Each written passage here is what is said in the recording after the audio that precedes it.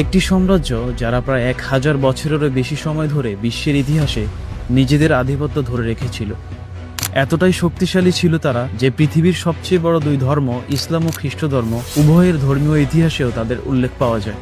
সেই সাম্রাজ্যই ছিল মহান রোমান সাম্রাজ্য। কিন্তু ইতিহাসের নিয়ম হলো কোনো শক্তি চিরস্থায়ী নয়।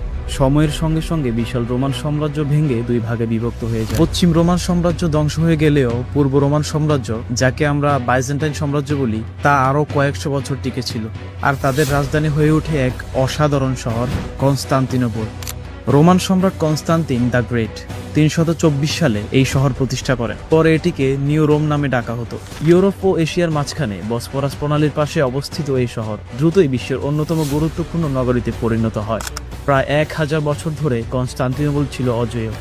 অসংখ্যবার আক্রমণের শিকার হলেও কেউই এই শহর দখল করতে পারেনি। আরব মুসলিম বাহিনী, বুলগেরিয়ান সেনা, রুশ যোদ্ধা সবাই ব্যর্থ হয়েছিল। এর প্রধান কারণ ছিল শহরের অসাধারণ প্রতিরক্ষা ব্যবস্থা।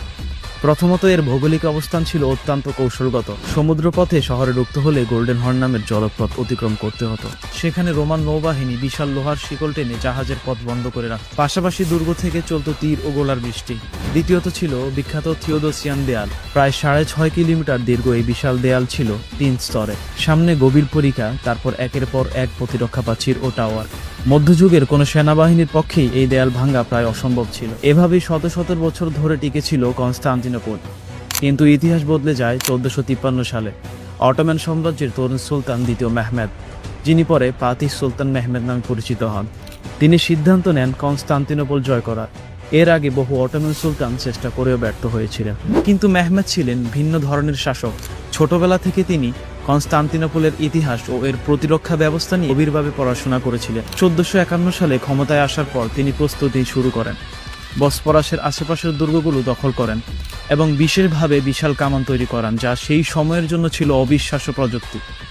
এই কামানগুলো প্রায় 500 কেজির গোলা ছুটতে পারত এবং দূর থেকে শহরের দেয়ালের আঘাত হানত।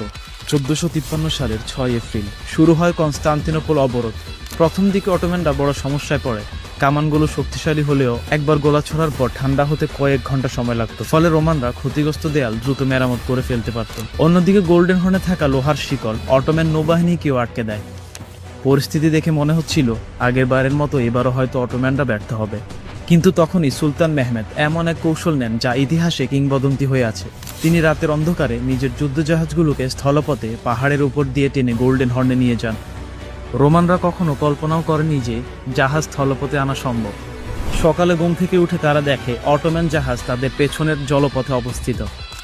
এই ঘটনায় যুদ্ধের মোড় ঘুরিয়ে দেয়। রোমানদের তখন দেয়ালে থাকা সৈন্য সরিয়ে গোল্ডেন হর্ন রক্ষা করতে হয়। ফলে এর প্রতিরক্ষা ব্যবস্থা দুর্বল হয়ে পড়ে।